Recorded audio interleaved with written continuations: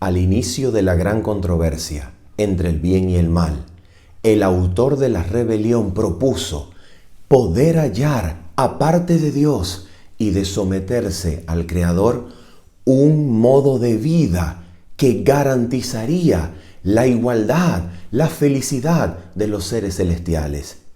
¿Será posible hallar un bien fuera de Dios mismo? Bienvenido a la lección número 4 de la Escuela Sabática.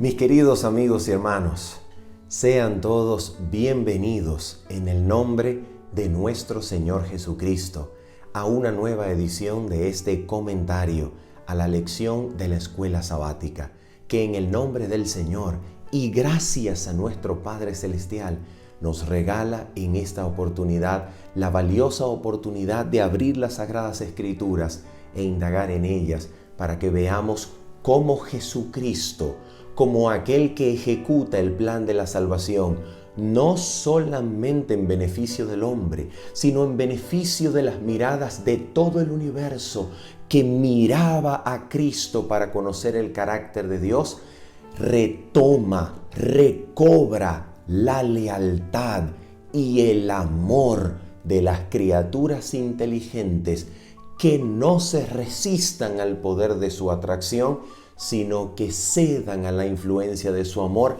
recuperando el amor y la lealtad del corazón de los individuos al Padre Celestial en el gran contexto de la rebelión o de la gran controversia entre el bien y el mal. De eso se trata nuestro estudio en esta oportunidad. Así que les invitamos en el nombre del Señor a que usted pueda acompañarme brevemente haciendo una oración para que nuestro Padre Celestial nos dirija en el estudio de esta oportunidad. Oramos. Nuestro Padre Celestial, nuestro Señor, en el nombre bendito de Jesucristo, tu Hijo amado, queremos, Padre Celestial, abrir tu palabra en esta oportunidad y queremos pedirte que cumplas por tu gracia y misericordia, amparados en los méritos perfectos de Cristo, cumplas la promesa de enviar tu Santo Espíritu para que guíe nuestras mentes y corazones al conocimiento de toda verdad que es en Cristo Jesús. Te pedimos que al contemplar a Cristo, Señor, en tu palabra, nuestras vidas enteras sean transformadas y renovadas de gloria en gloria a la semejanza de Cristo, nuestro Señor. Te lo pedimos, Padre Santo, y lo agradecemos en el nombre precioso de Cristo Jesús. Amén y amén.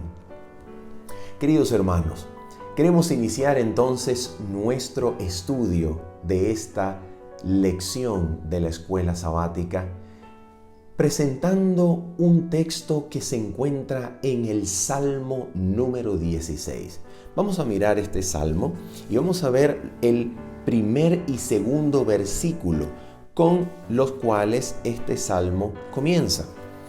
Con estos versículos nosotros vamos a intentar analizar el comienzo de la rebelión de Lucifer convertido por su antagonismo y oposición al gobierno celestial en diablo y Satanás, que lo que quiere decir es antagonista, adversario. Con estos versículos comprenderemos el inicio de la gran controversia, el inicio de la rebelión. El Salmo 16, versículos 1 y 2 nos dice lo siguiente: guárdame, oh Dios, porque en ti he confiado. Ahora nota el versículo número 2. Oh alma mía, dijiste a Jehová, tú eres mi Señor. No hay para mí bien fuera de ti. Queridos hermanos, nosotros tenemos en estos textos una revelación de un conocimiento que es absolutamente profundo y totalmente indicado para nosotros comprender en qué consistió el comienzo de la rebelión de Satanás. Y es que nota esto. El Salmo 16 nos dice que el Señor Dios representa todo bien que sea posible para el alma humana hallar, poseer, gozar y disfrutar. Y esa verdad de Dios como el único bien para el alma humana, aquel del cual procede, como diría el apóstol Santiago, aquel del cual procede toda buena dádiva y todo don perfecto, eso que es verdad para el ser humano, es absolutamente cierto y verdadero también para las inteligencias celestiales. Dios, desde el inicio de la creación, propuso el bien para los seres que Él había creado. ¿Y en qué consistía el bien de todos los seres inteligentes que Él había creado en el reino celestial? Antes de crear a la humanidad, cuando la vida en el universo solamente estaba representada o constituida por los ángeles de Dios y probablemente los habitantes de los mundos no caídos, pregunto, ¿en qué consistía el bien de todas esas inteligencias individuales, de todas esas criaturas del universo de Dios? ¿En qué consistía el bien de cada una de ellas? El bien que el Creador les propone es que por medio de su palabra, por medio de su ley, sometiéndose a ella, hallando en ellas su vida, su existencia, hallando en la palabra del Creador el modo de dirigir la conciencia, hallando en la palabra del Creador el modo de vivir, el modo de relacionarse entre sí, hallando en la voz, en la palabra del Creador, la vida misma, el poder para vivir y el poder para dirigir la conciencia con toda corrección y en armonía con el reino celestial. En eso Dios les propuso el bien a cada criatura. Cada criatura viviría en felicidad, gozo y plena armonía si permanecía en la palabra del Creador. La pregunta es, ¿por qué si permanecía en la palabra del Creador? Señoras y señores, porque la palabra del Creador es la vida del universo. ¿No fue acaso así como el universo comenzó? ¿No nos dice exactamente eso Hebreos capítulo número 11? Por la fe entendemos que el universo fue constituido por la palabra de Dios. Y Hebreos capítulo 1, versículos 1 al 3 nos dice que por esa misma palabra, por la potencia de su palabra, el universo es sostenido. Entonces, la vida de toda criatura inteligente, el bien de toda criatura inteligente, consistía en vivir en armonía, en sujeción, en fe, en fidelidad, en confianza con esa bendita palabra que es la vida misma del universo. Dios, al abrir su boca y pronunciar palabra, comunica vida al universo. Dios le da vida a las cosas que no son, para que éstas lleguen a ser por medio de su palabra. Y es en su palabra entonces que se halla la vida del universo y el bien de toda criatura inteligente que pueda existir. Entonces, nota esto.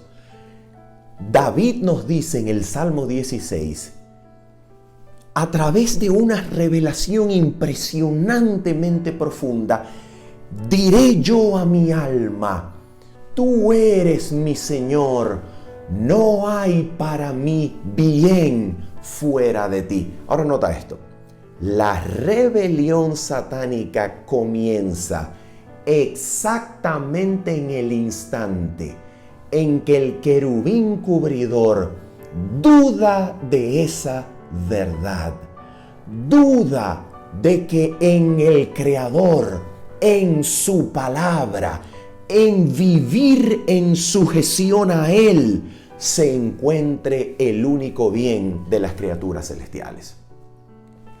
Cuando Lucifer pone en duda, producto de la maldad que se había engendrado en él de manera misteriosa a causa de la multitud de sus contrataciones y solicitudes, a causa de la hermosura y perfección con la cual había sido dotado y de la cual gozaba, a causa de poner su mirada en él antes que en el Creador bendito por los siglos. En ese instante, cuando Lucifer duda de que en someterse, en vivir en armonía y sujeción con la palabra del Creador se encuentre el único bien de las criaturas celestiales, y propone, atención, propone que probablemente se encuentre un bien, un modo de vida superior, una manera buena de vivir, distinta a la sujeción a la palabra del Creador. En el instante en que piensa que puede hallar un bien fuera del mismo Creador, independientemente del Creador, al margen del Creador, que puede encontrar algún bien, en ese instante comienza la rebelión. ¿Por qué razón? Nota esto. Porque cuando Satanás le propone a los ángeles celestiales, cuando Satanás llama y comienza su obra sigilosa entre los ángeles celestiales, ¿cuál era la mentira que Satanás les comunicaba? No les decía la verdadera motivación que inspiraba la rebelión, es decir, ganar adoración para sí mismo. No les decía eso. Lo que les decía era que su preocupación era el bienestar del universo, el bienestar de los ángeles, y que este bienestar, creía él, solamente podía ser hallado si ellos, las inteligencias celestiales, se libraban del yugo de servir a Dios y a su Cristo y a su Hijo, y procuraban la libertad, la igualdad de todos, y que solamente aquí se encontraría el bienestar, solamente aquí se encontraría el bien distinto, independiente y al margen del Creador y de la sujeción a Él. ¿Te das cuenta? Allí comienza la rebelión. Entonces la pregunta es, cuando la rebelión comienza y los corazones de los ángeles comienzan a alejarse del Creador, comienzan a ser dispersados, en donde en vez de lealtad sujeta al Creador, los corazones de los ángeles que cederían a la influencia de Satanás comienzan a alejarse del Creador, comienzan a creerle al enemigo de Dios, pensando que probablemente tenga razón y que probablemente se encuentre un modo de vivir bueno, bienestar, que sea distinto y al margen de la sujeción al Creador. En ese instante el corazón de los ángeles, que serán rebeldes, se aleja del Creador, se dispersan, y allí, atención, el egoísmo toma el lugar del amor. Y ahora tanto Satanás como los ángeles rebeldes procurarán hallar el bien para ellos mismos, por medio de ellos mismos, dependiendo de su propia sabiduría, de su propio criterio, de su propia inteligencia, al margen, independiente de lo que el Creador tenía para ellos en la vida que hay en su palabra. Y así da inicio la rebelión en el reino celestial. Ahora, ¿por qué razón Dios permite que la rebelión continúe su curso? ¿Acaso Dios no sabía que esta rebelión alcanzaría la humanidad que Él se había propuesto crear? Claro que lo sabía. Por supuesto que Dios sabía que la rebelión alcanzaría al ser humano. Si Dios entonces sabía que la rebelión alcanzaría al ser humano que Él se había propuesto crear, ¿por qué entonces Dios decide darle curso a la rebelión y aún en medio de ella crear al ser humano tal como se lo había propuesto? ¿Por qué razón hace Dios eso? Nota esto. En el instante en que Satanás se rebela y los ángeles celestiales le creen, y confiando en la palabra de Satanás antes que en la del Creador bendito por los siglos, los ángeles se van en pos de Satanás. Pregunto, si Dios es un Dios soberano, si Dios es un Dios que hace todo lo que Él quiera, sin necesidad de darle cuenta a nadie, porque es el soberano, creador, y Él sabe y no tiene necesidad de responderle ni de rendirle cuentas a nadie, porque Él es el soberano, porque Él es el creador y porque Él hace lo que Él quiere. Pregunto, si Dios es así, si Dios es así de esa manera, si ese es su carácter, ¿no habría sido ese el momento ideal para que Dios eliminara por su autoridad y potencia absoluta la existencia de Satanás y los ángeles rebeldes y encontrara alguna manera sobrenatural, ejerciendo su divino poder, de borrar la memoria de los ángeles que habían presenciado la escena de la supuesta destrucción de Satanás y sus seguidores para volver a recuperar y recobrar la armonía del universo? ¿No habría sido ese el momento ideal para que Dios destruyera al diablo y a sus ángeles y eliminara la memoria de esa escena de la mente de los ángeles? ¿Por qué no lo hizo? ¿Por qué razón decide darle curso a la rebelión, sabiendo que en el contexto de la rebelión creará al ser humano, sabiendo que en el contexto de la caída del ser humano, esa caída le costaría, si quería Él garantizar la vida del ser humano por los siglos de los siglos, le costaría el dolor de ver a su propio hijo sufrir, de entregarlo a la humanidad a riesgo de pérdida eterna. Y le costaría al mismísimo Hijo despojarse de sus atributos divinos, haciéndose hombre, llevando la semejanza humana, herida por la rebelión, por los siglos de los siglos, de tal manera que el que se sienta en el trono de Dios hasta hoy y por siempre seguirá siendo un humano glorificado con humanidad herida por nuestra rebelión. Eso, sabiendo todo eso, ¿por qué aún decide darle curso a la rebelión? Permitir que siga su curso, permitir que muestre todos los principios que involucra. ¿Para qué? ¿Para qué lo hace? Porque verdaderamente es un Dios de amor, porque verdaderamente está dispuesto a sufrir si tiene que hacerlo para demostrar que Él verdaderamente es un Dios abnegado y que no fue el motivo de su creación, garantizar homenaje, gloria solamente para Él. No fue ese el motivo de su creación, sino que al crear verdaderamente lo hacía como una revelación, manifestación de su eterno amor, con el cual nos creó para compartir la eternidad con seres inteligentes que pudieran amarle en pleno ejercicio de su libertad.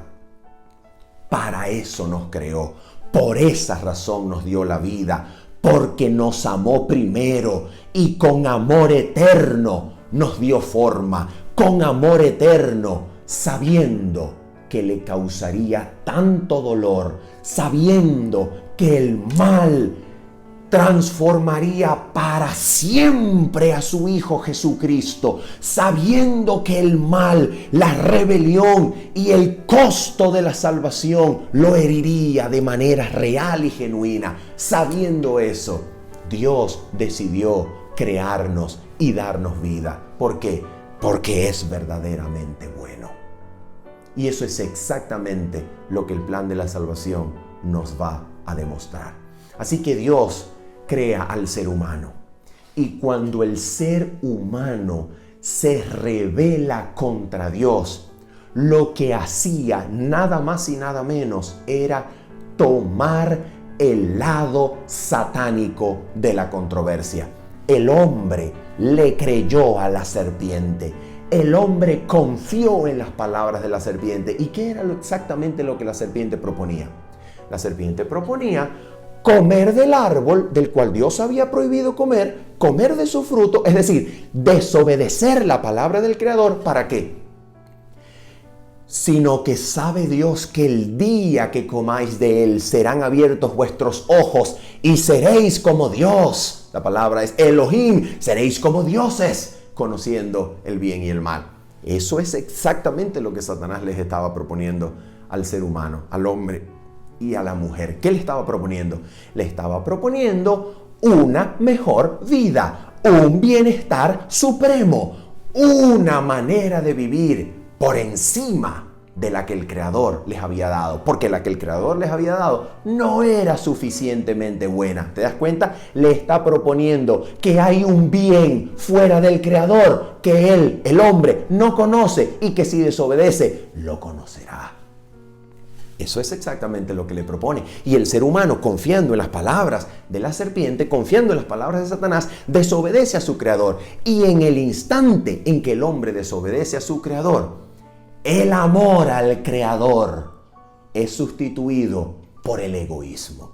Ahora el hombre y su mujer se amarán en primer lugar a sí mismos. Por eso es que en el instante en que el Creador llama a Adán y a Eva, lo primero que ellos hacen es querer autojustificarse, defenderse a sí mismo, protegerse a sí mismo, incluso delante del Creador. No, Señor, no. La serpiente que tú pusiste me dio del fruto y yo comí. No, Señor. La mujer que tú me diste me dio del fruto y yo comí. ¿Quién era el culpable? El culpable era Dios. ¿Quién era inocente? ¿Cuál era la reputación por la cual se estaba peleando? ¿Cuál era la reputación que se estaba resaltando? La del hombre, la mía, incluso delante del Creador. Porque aparentemente el Creador, en el contexto de la caída y la rebelión, luce como el culpable. Pero yo, el hombre, me defiendo de él para quedar yo bien y el Creador mal. ¿Te das cuenta? El egoísmo, mirarse a sí mismo, protegerse a sí mismo, incluso de Dios, cuidarse a sí mismo, pensar en uno mismo, poner su mirada en uno mismo. Eso toma el lugar del amor que era la armonía y la ley del universo entero. ¿Y qué ocurre? ¿Qué es lo que Dios va a hacer? ¿Qué es lo que Dios hace por el hombre ahora caído en el pecado? ¿Qué es lo que Dios hace por el hombre que había transgredido la ley del amor la ley del universo, la ley que daba gloria a Dios. ¿Qué es lo que Dios hace por el hombre? Oh, ¿será que Dios entonces se le aparece al hombre y le dice: amarás al Señor tu Dios con todo tu corazón, con toda tu mente y con todas tus fuerzas?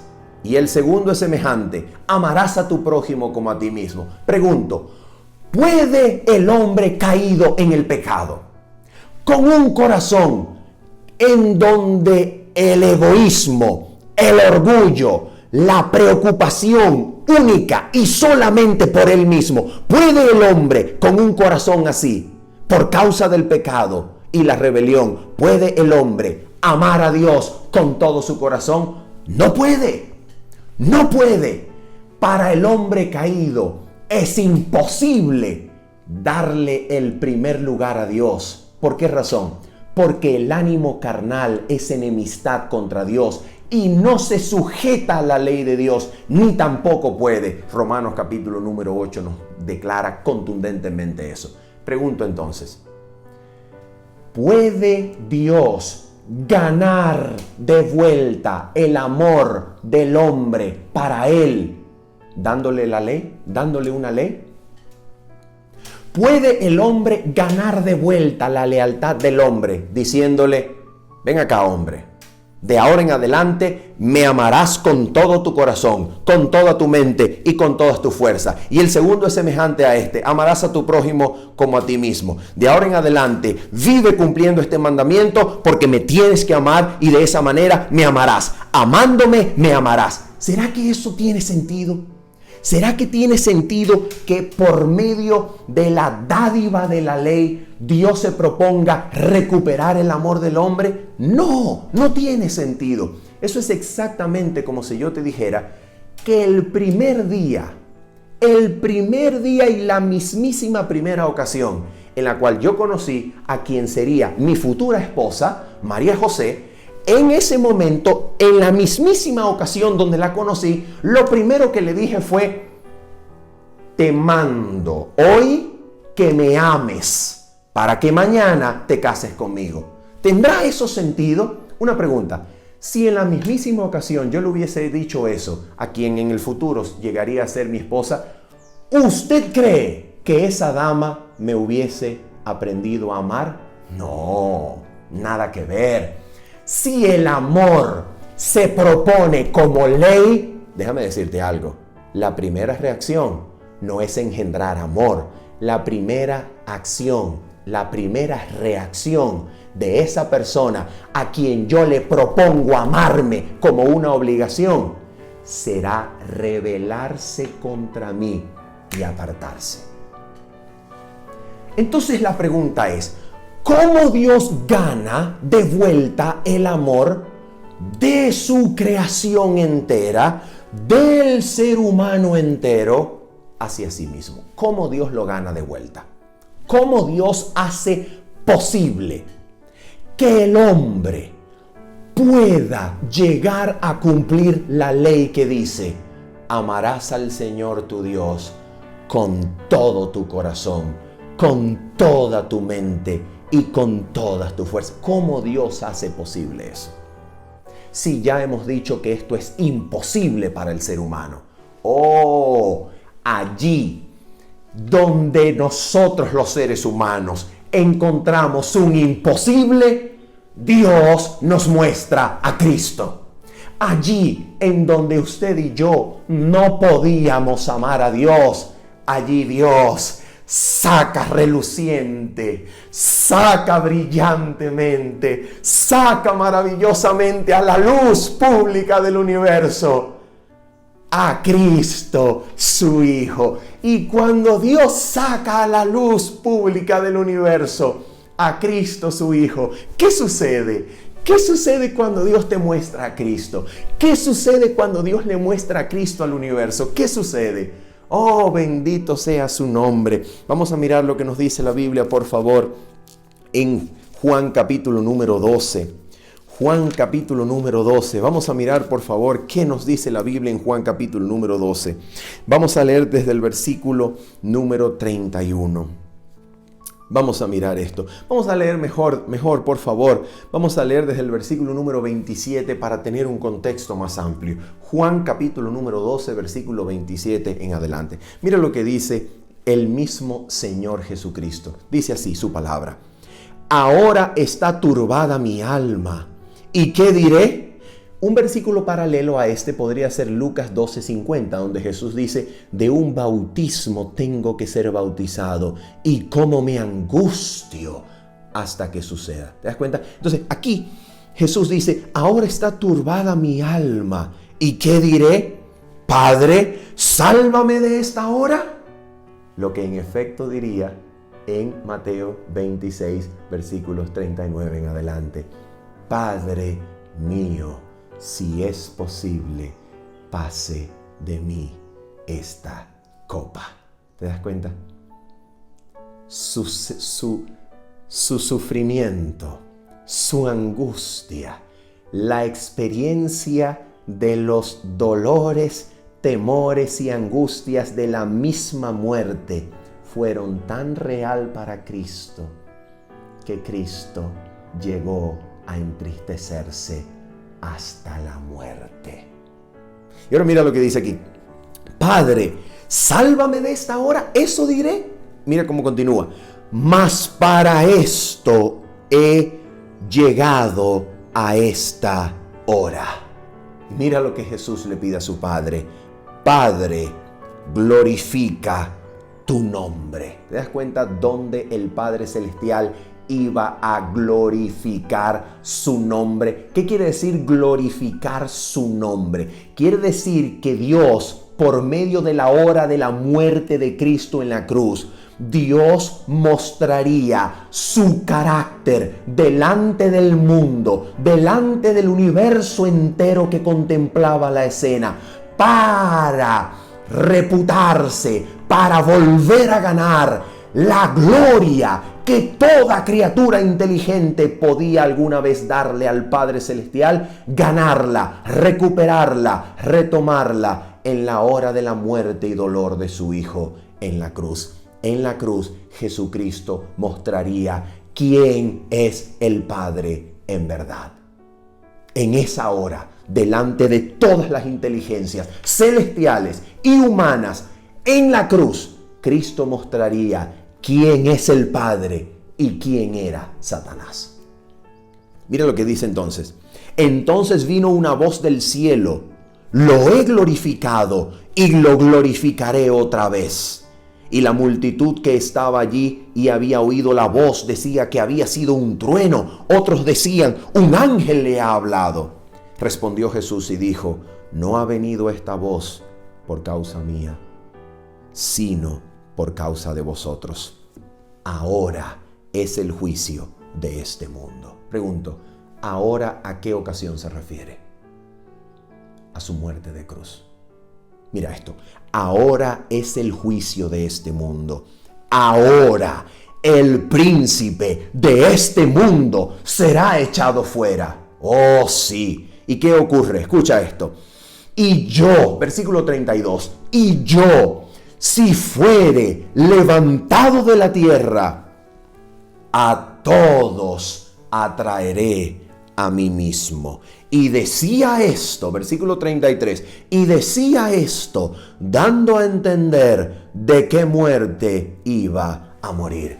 Así que, queridos hermanos, en la hora en la cual Jesucristo colgaba de la cruz, se estaba ejecutando el juicio de este mundo. Y Satanás estaba siendo echado fuera. ¿Fuera de dónde? Fuera de la posible y última vinculación afectuosa del universo con él. Satanás estaba siendo echado fuera de la simpatía del corazón, de las miradas celestiales del universo y fuera del corazón de todo aquel que contemplando a Cristo en la cruz es atraído por un amor increíble, por un poder amoroso que nos humilla ante la cruz, que doblega el corazón, que subyuga el alma y nos devuelve en completa adoración, amor y gozo en Cristo Jesús. Aquel que contempla la cruz experimenta la partida de Satanás del dominio de su corazón y se entroniza allí a Cristo y su amor. ¿Te das cuenta? Y por esa razón, hablando exactamente de esto mismo, Apocalipsis capítulo número 12, nota esto, Apocalipsis capítulo número 12 nos dice lo siguiente. Vamos a leer desde el versículo número 10 en adelante. Apocalipsis capítulo número 12, versículo número 10 en adelante. Mira lo que ocurre en el cielo y lo que debe ocurrir en la tierra, según Apocalipsis capítulo 12, versículos 10 al 11, en el momento en que Cristo vence a Satanás en la cruz y es entronizado en el trono de la majestad de los siglos. Mira lo que dice. Atención. Versículo número 10 de Apocalipsis 12. Entonces oí una voz en el cielo que decía, esto ocurre en ocasión de la cruz y el deseado de todas las gentes así nos lo confirma. Dice, ahora ha venido la salvación, el poder y el reino de nuestro Dios y la autoridad de su Cristo, porque ha sido lanzado fuera el acusador de nuestros hermanos, el que los acusaba delante de nuestro Dios día y noche.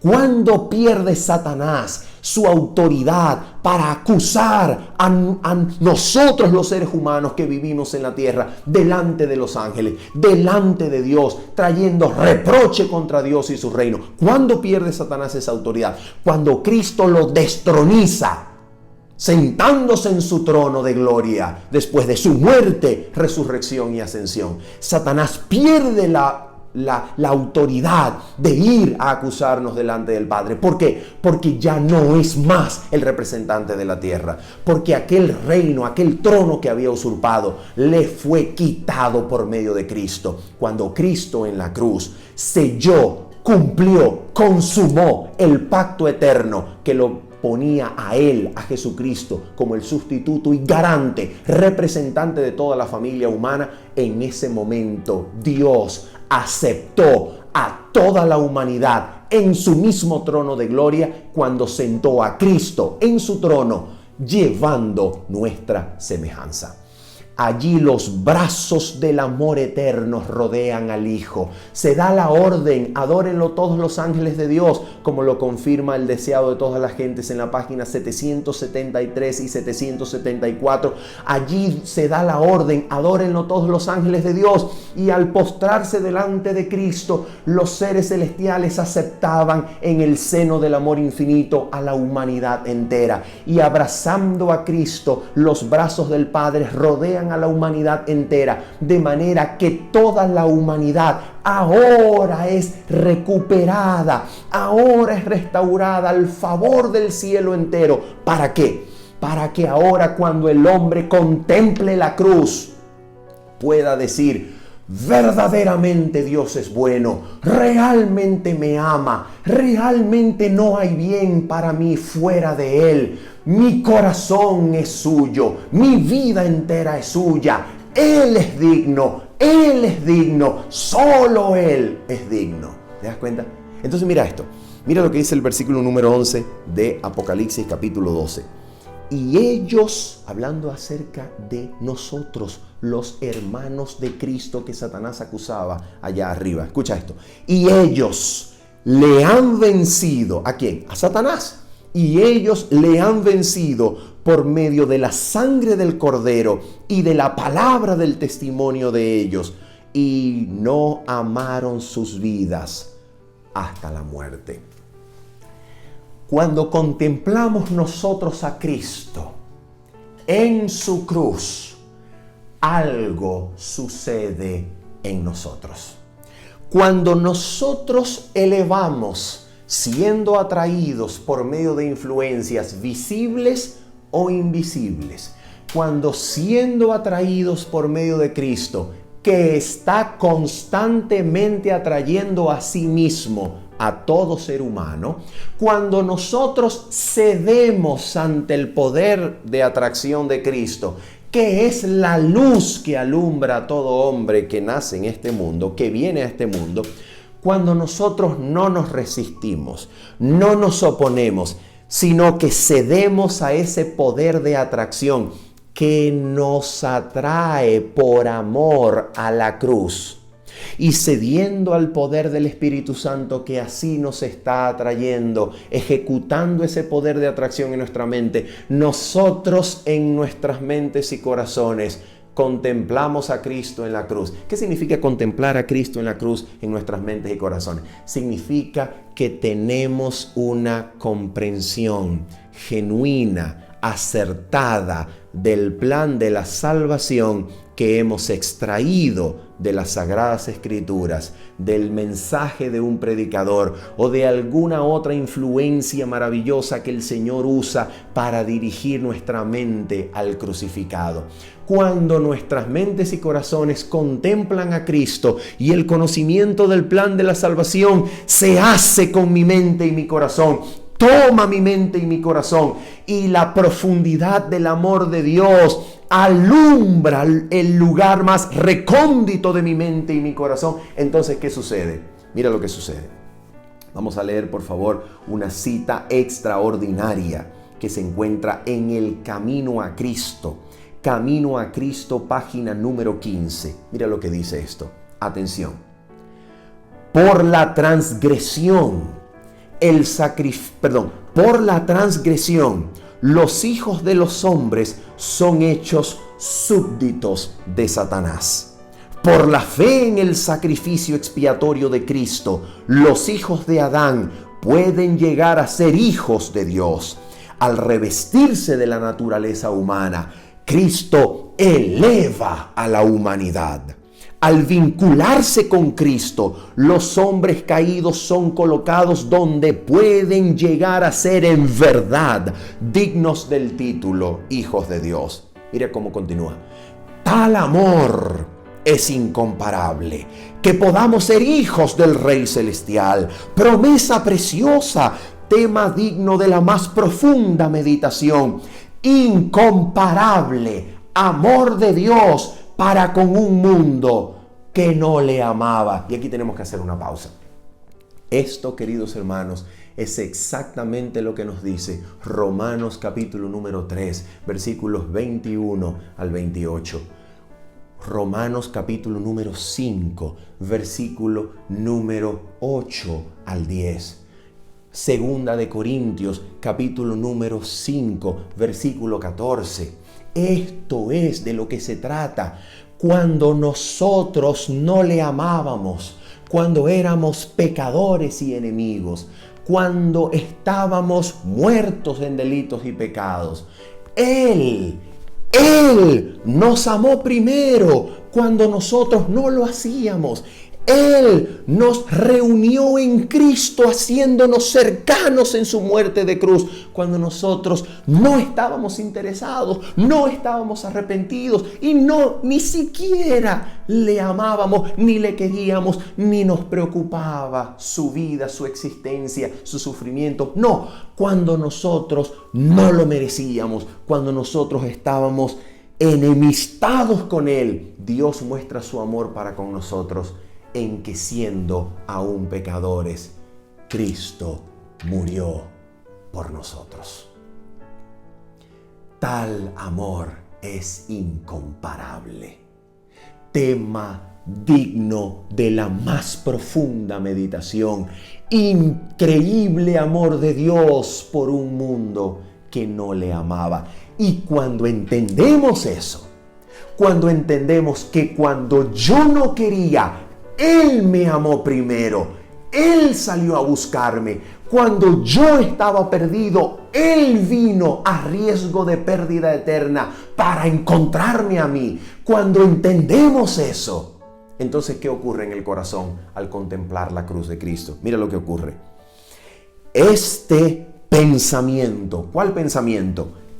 la línea justamente anterior dice, incomparable amor de Dios para con un mundo que no le amaba. Mira esto, cuando pensamos eso, escucha esto, este pensamiento ejerce un poder subyugador que somete, atención, que somete el entendimiento a la voluntad de Dios. ¿Te das cuenta? ¿Te das cuenta, querido hermano?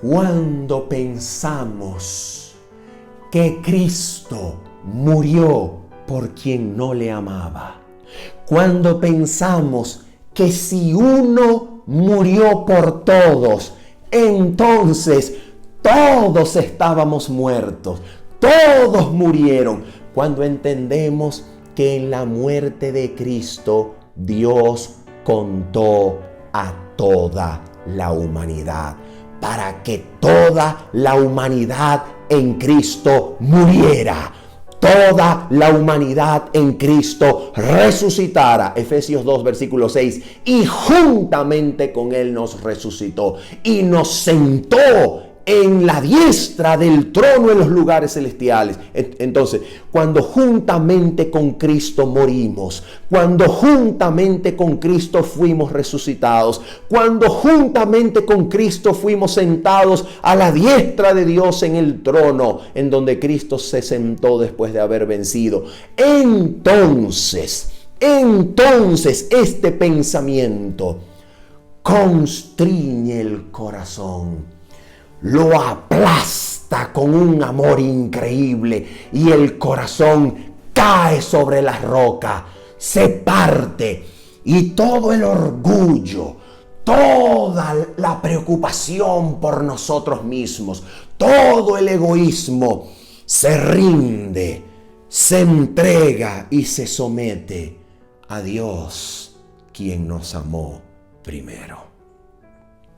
Solamente así, mirando a Cristo, contemplando la cruz, solamente así, el hombre puede convencerse del amor eterno, inagotable e inalterable de Dios.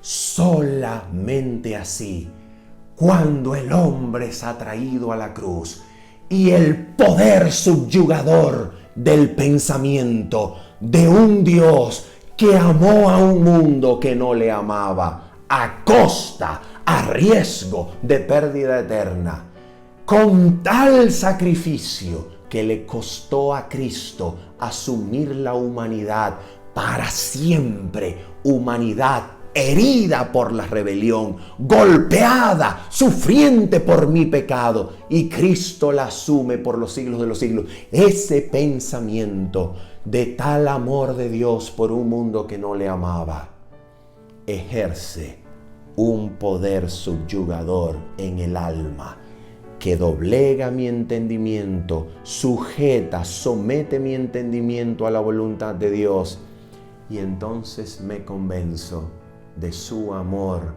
y entonces Él engendra amor en mi corazón, en el tuyo y en toda inteligencia que le permita a un rayo de su gracia iluminar el entendimiento. Un solo rayo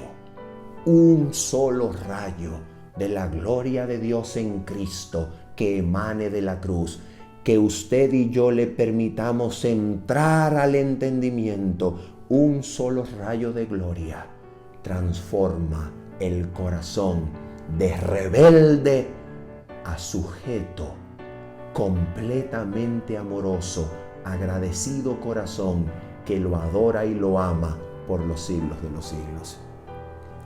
Por eso la ley no nos es dada para producir amor a Dios y victoria sobre el pecado. No, Señor.